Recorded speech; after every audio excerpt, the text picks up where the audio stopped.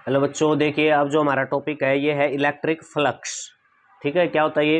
It is defined as the total number of electric field line passing through a given area. यानी कि हमारे पास ये कोई area है, इसके अंदर से जो इलेक्ट्रिक फील्ड लाइन है, जितनी भी इलेक्ट्रिक फील्ड लाइनें पास होंगी तो वहाँ फ्लक्स बन जाएगा। क्या बनेगा वहाँ पर? फ्लक्स। ठीक है, अगर हम थोड़े से एरिया, स्मॉल एरिया की बात करें, ठीक है, स्मॉल एरिया की बात करें और उसमें से तो फिर थोड़ी ही लाइनें जाएंगी, कम लाइनें जाएंगी, इलेक्ट्रिक फील्ड की लाइंस कम जाएंगी, तो आपका जो फ्लक्स होगा वो कम बनेगा। कम है तो उसके लिए आपने डी फाई, ठीक है, ये फाई नोटेशन फ्लक्स की होती है, डी फाई दिखा दिया। और ये किसका डॉट प्रोडक्ट हो जाएगा यहाँ पर? ई इलेक्ट्रिक फील्ड का और डी एस यानी कि स्मॉल है आपका, जो स्मॉल अगर मैं बात करूँ तो स्मॉल एरिया की। ठीक है, E dot D S electric field और सरफेस जो एरिया उसका डॉट प्रोडक्ट होता है आपका फ्लक्स। ऐसे भी डिफाइन कर सकते हैं, it is the product of electric field and surface area. ठीक है, ये जो एन आपका लगा है ये आपका है एरिया वेक्टर लगा है। ठीक है, जो ये एरिया होता है ना, वह एरिया वैसे तो स्केलर है, लेकिन ये एरिया की भी डायरेक्शन अब दिखा सकते हैं, इसलिए हमने एरिया वेक्टर ये लगा दिया इसकी डायरेक्शन दिखाने के लिए। ठीक है, जो एक्चुअल में जो आपका ये एंगल है, ये जैसे डॉट को हटाएंगे तो हम डॉट प्रोडक्ट बताते हैं, कोस थीटा बनता है यहाँ पर। ठीक है, जो थीटा ये बना हुआ है ये ई और डी एस के बीच में है। अब आप बात करोगे कि सरफेस एरिया है उसका एंगल, उसका इलेक्ट्रिक फील्ड और सरफेस एरिया के बीच में कैसे बताएंगे? तो ये हमने जो लिया ना, ये area vector, an area vector लिया है, ये इस सरफेस की डायरेक्शन ही दिखाता है एक प्रकार से। जो ये एरिया है ना, एरिया के ऊपर ये नॉर्मल परपेंडिकुलर ड्रा कर रखा है, ये दिखाता है। देखो जैसे इस प्रकार से ये एरिया हो गया, इसके ऊपर मैं ऐसे ड्रा कर दूँ इसको, पेन को ये नॉर्मल ड्रा कर दिया, तो ये इस एरिया की डायरेक्शन दिखाता है ये एन वेक्टर जो मैंने लगाया है। ठीक है, और इलेक्ट्रिक फील्ड लाइनें आपकी इस प्रकार से आएंगी, ये इलेक्ट्रिक फील्ड लाइनें आएंगी आपकी। तो इसमें ये आपका बताया गया है जो एन है ये एरिया की डायरेक्शन के लिए है, एरिया वेक्टर, इसलिए वेक्टर बोलते हैं इसको एरिया को। वैसे तो एरिया स्केलर होता है।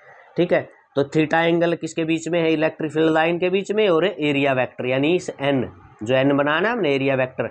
वैसे तो एरिया की कोई डायरेक्शन नहीं, लेकिन मैं इसके ऊपर नॉर्मल ड्रा कर दूंगा तो ये इसका क्या बन जाएगा?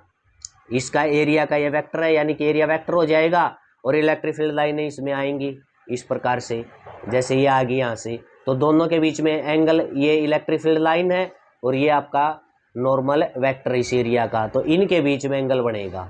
इस जैसे ये उंगली तो इलेक्ट्रिक फील्ड लाइन को दिखा रही है और ये पेन किसको दिखा रहा है? ये इस एरिया की डायरेक्शन को दिखा रहा है जो नॉर्मल वेक्टर है। ठीक है, क्लियर हुआ? अब टोटल फ्लक्स आपका क्या हो जाएगा? इसका इंटीग्रेशन कर देंगे, इसका इंटीग्रेशन कर देंगे, क्लोज्ड लूप के अंदर करेंगे, क्लोज सरफेस के अंदर करेंगे, क्योंकि जो आपका एरिया का सरफेस है वो हमने क्या है? क्लोज कंसीडर करना है। ठीक है, जैसे चारों साइड से हमने ये आपका क्लोज होता है ना एरिया, एरिया बाउंड होता है, तो इसलिए क्लोज सरफेस आपका बताया है। ठीक है, डी फाई ये हो जाएगा, इसका भी इंटीग्रेशन इस साइड, ये इसका इंटीग्रेशन फाई हो जाएगा, डॉट आपका हट कर क्या है? कोस थीटा लग जाएगा, ये आ जाएगा आपका। ठीक है, अब ये क्या है? फ्लक्स क्या है बच्चों? फ्लक्स होता है आपका स्केलर क्वांटिटी है। फ्लक्स क्या है? Scalar quantity. ऐसा यूनिट क्या हो जाएगी इसकी? इलेक्ट्रिक जो फील्ड है इसकी, इलेक्ट्रिक फील्ड या इलेक्ट्रिक फील्ड इंटेंसिटी की क्या है? न्यूटन पर कूलम होती है। क्या यूनिट होती है? न्यूटन पर कूलम। और जो सरफेस एरिया इसकी क्या होती है? Metre square. क्या होती है इसकी? Metre square. तो यूनिट बन जाएगी आपकी न्यूटन पर कूलम मीटर स्क्वायर। ठीक है, डायमेंशन क्या है? डायमेंशन बता देते हैं। देखो डायमेंशन क्या बन जाएगा? डायमेंशन आपका ई इलेक्ट्रिक फील्ड इंटेंसिटी को क्या फोर्स बाई चार्ज लिखते हैं, तो फोर्स का क्या हो जाएगा? Dimension m1 L1 T-2। Charge का क्या हो जाएगा? AT होता है चार्ज का, और ये सरफेस एरिया इसका L स्क्वायर हो जाएगा। इसको सोल्व करेंगे तो क्या आ जाएगा? m1 L क्यूब, 2 पावर ये 1 है, ये क्यूब हो जाएगा, और T-3, T आपकी 2 है, ये एक ऊपर जाएगा तो -3 हो जाएगी, और ये A-1 हो जाएगा। ठीक है, ये इसका इलेक्ट्रिक फ्लक्स का डायमेंशनल फार्मूला है, इसको आपने याद होना चाहिए। ये याद रह जाए तो अच्छी बात है, नहीं तो ये आपको बनाना आना चाहिए ऐसे, जैसे मैंने फोर्स और इस चार्ज से करके ये बनाया है। ठीक है, ओके, तो इसको कर लेना बच्चों इलेक्ट्रिक फ्लक्स को। Okay, thank you.